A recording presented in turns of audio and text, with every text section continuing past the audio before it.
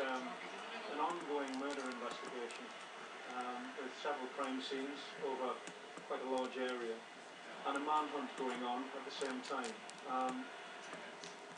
The intelligence that's been gathered at the beginning of this operation will be fluid, and as intelligence comes in, as information comes to light, as the senior investigating officer and his team of detectives collate and disseminate that information, gradually they'll work their way through the process of what the intelligence is to get to where they're at now. So that's why we will have some change, of course, as we go through it. Okay, so in Rothbury itself today, a large operation there, exclusion zone and all the rest of it, and then it appears he slipped through the net, or has he? Well, it's the unknown, of course, until there's actual visual contacts made on Mr. Moore. At the moment, we have an open country search situation going on, which appears to be heading east at this time. As nightfall comes upon us, etc., the resource won't diminish. The professional and dedication of the police officers involved, and those officers that relieve them as they come to the end of their shift, etc. That will continue right through the night and into tomorrow until they're satisfied that he either is in that area and he's located and contained, or indeed is ruled out.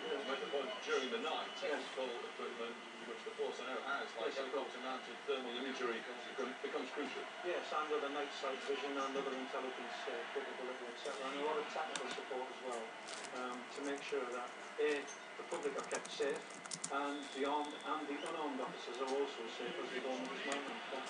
And very briefly, the police will not be saying we think we're closing in unless they were really sure they're closing in, right? Yes, correct. Andy Redhead, thanks very much indeed. Well, we're back in Pontyland a little later in the programme with all the latest from here and across Northumbria as this situation continues. Bring you any developments as and when they happen throughout the programme. But for now, back to you, John, in London. Should we have realised sooner that what foreign agencies were doing may have been unacceptable? David Cameron has set up an inquiry into allegations of torture by terror suspects detained in the wake of the September 11th bombings. It will not be a full public inquiry.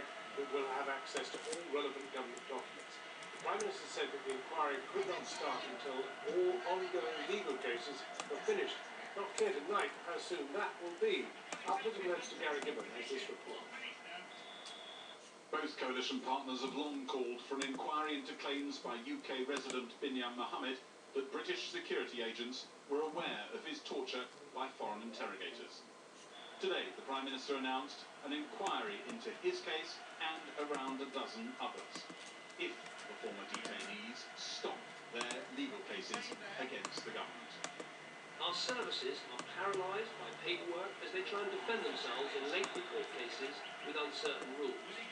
Our reputation as a country that believes in human rights, justice, fairness and the rule of law, indeed for much of what the services exist to protect, risks being tarnished. Public confidence is being eroded with people doubting the ability of our services to protect us and questioning the rules under which they operate. And terrorists and extremists are able to exploit these allegations for their own propaganda. Mr. Speaker, myself, the Deputy Prime Minister, the coalition government, we all believe it is time to clear up this matter once and for all. Both MI5 and MI6 have been complaining that the court cases are overshadowing other work they desperately need to be getting on with.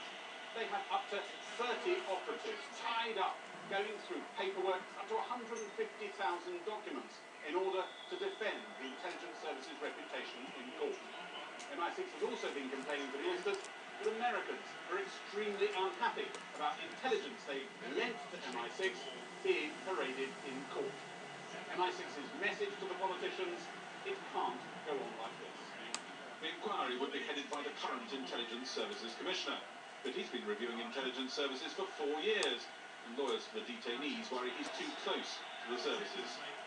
Much evidence will be given in secret. The focus, the government says, would be on the Guantanamo detainees. Lawyers want other cases to be studied. And the inquiry would start when those bringing cases against the government dropped them and accepted compensation. It's not clear whether the former detainees will drop their court actions, even though substantial sums could be on offer. They may prefer to keep trying to prove in court what they believe to be the repeated practice of MI5 and MI6 agents, visiting detainees in Pakistan, Afghanistan and Guantanamo Bay, and questioning them, indirectly or directly, people they knew to be subject to mistreatment. So rather than paying out tens of millions of pounds, defending MI6's reputation in the courts and paying legal aid for Guantanamo detainees, the government opted for compensation instead. The former Guantanamo detainees could be getting millions between them. And as the government will discover in tomorrow morning's headlines, that has a political price on top.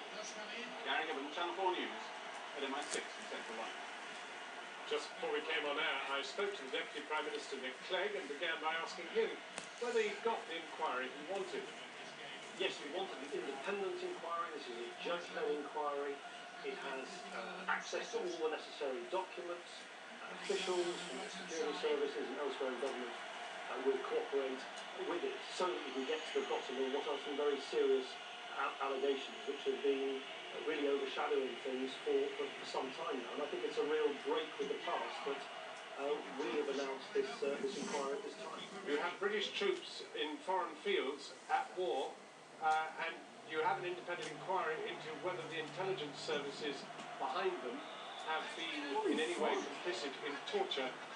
If Sir Peter and his commissioners do actually prove that Nope. It's a terrible stain on Britain's reputation. Well, of course it would be, and that is why we have done something quite unprecedented today. We've announced an independent judge-led inquiry into those allegations precisely because of the seriousness of the nature of those allegations. But does drawing a line under this at the end of the inquiry mean that there would not, for example, be prosecutions, no hiding place for those who might conceivably have transgressed? No, clearly, if evidence is unearthed